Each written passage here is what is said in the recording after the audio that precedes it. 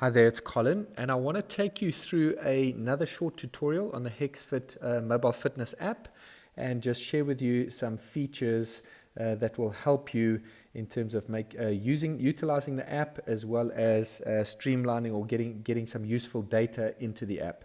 So if you cast your eyes to the bottom section, we're on the dashboard. So we've got the dashboard icon selected and we've got a progression chart in front of us. I want you to cast your eyes to the bottom right icon, which is others. We're selecting that, and there's two things here that I want to show you. First and foremost is in the under the profile section. When we click on that, this is the area that you obviously make sure that your data has been populated correctly. And if you cast your eyes to the top of this app, we're in the general tab. We want to click on the preferences tab. And there's two things that you want to do here is you want to make sure that you've either, if you want to receive notifications via email, you toggle that on or toggle it off. And then you also want to choose which unit system of measure that you want all your data to be represented in. So if you want kilograms or pounds, you just choose the respective unit system there, metric or imperial, and that'll just change it from pounds to kilograms and from feet to meters and centimeters. Then if we slide across to accounts on the top tab, we're going to go into accounts. There's two great features here that's worthwhile noting. One is the Google Calendar. So if you want to synchronize your workouts and your activities into your Google Calendar, just toggle that button at the top there. And then the other one is integrations into a mobile fitness device. So if you're either using a Polar Watch, an Apple Watch, Garmin, any of those devices, you can actually now connect them automatically via an API. If you're not sure what that is, don't worry too much. It does it all for you.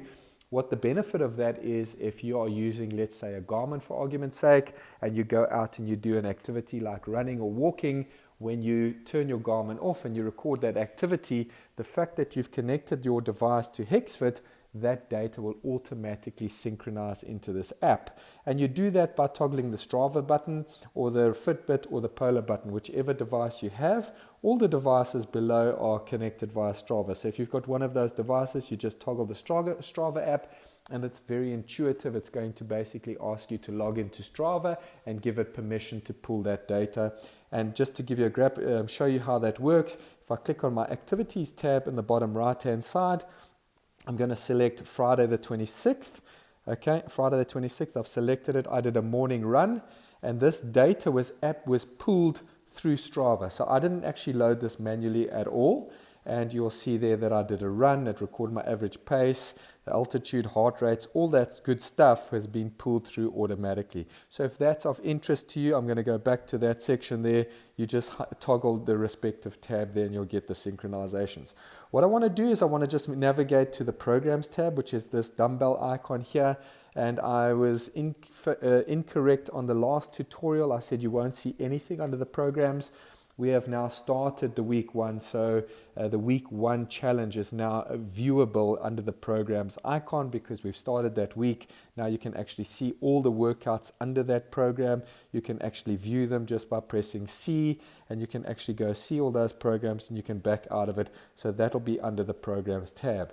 I want to conclude off here with just activities, and I want to show you some of the things that you're able to do when you're doing a workout. One of the people on the challenge asked, how do you record your weights and your repetitions so that you can obviously track that correctly?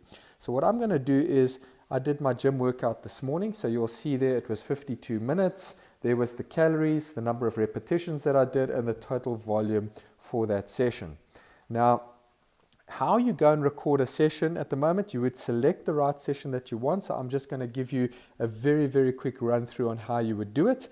So when you get this, although the data is all there, what you want to do, the most important thing is bottom right hand side, the orange circle with the 3 white dots, you want to select that, and you've got an option to mark as done, you've got an option to start it, and you've got an option to close it. So I'm going to click it there. You want to click start. So that's basically signaling, that's basically the timer that says you've now started this workout.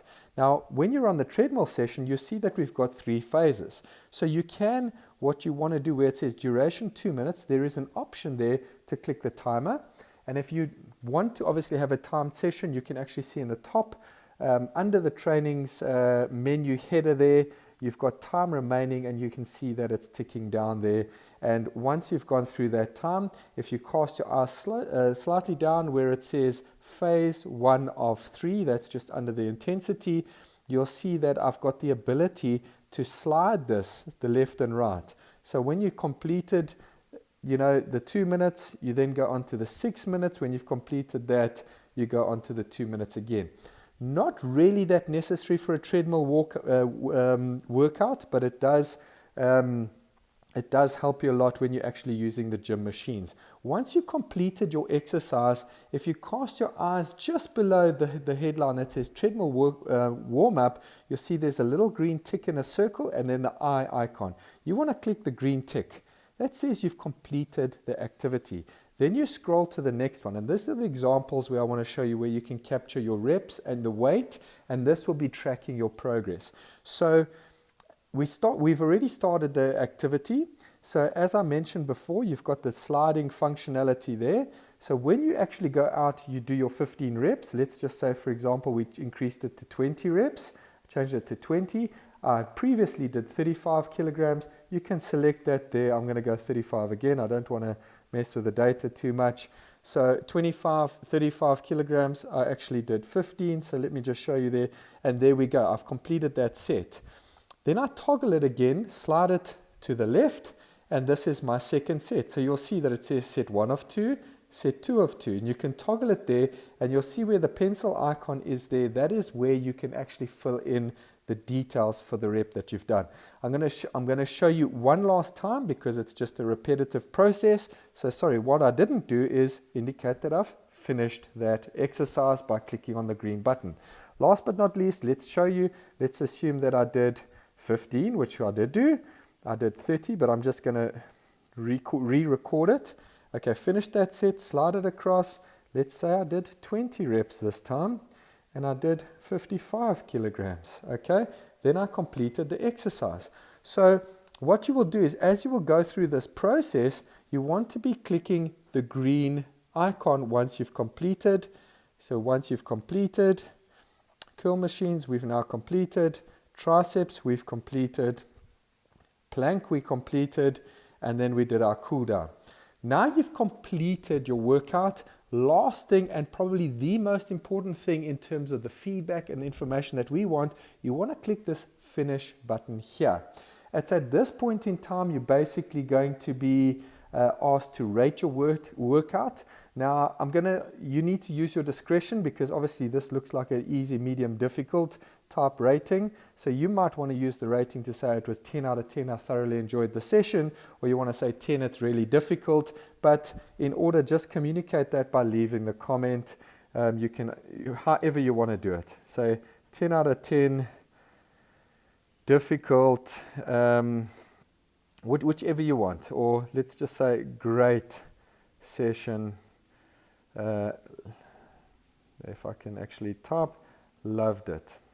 Okay, that's important to us. And this is the area that you can say, listen, would like something a little bit more difficult, or you can actually contact in the group. But the most important thing there is give it a rating and give us some constructive feedback there so we can actually see how you're doing. And Leon will get involved and he'll reach out to you if you're looking for additional help or if there's something that's not, that you're finding difficult. That about wraps it up. You'll see that there we have it. It was there's the summary of the actual session there. Because that really wasn't a session for me, I'm just going to be deleting it. And you'll see that I've actually got another session there where I actually did another recording, which was just to test the recording process. And you then click, you just refresh by pulling the application down, and that was my gym session this morning that was completed. Hope you enjoyed the video tutorial. There'll be a couple more as we go along. Thank you.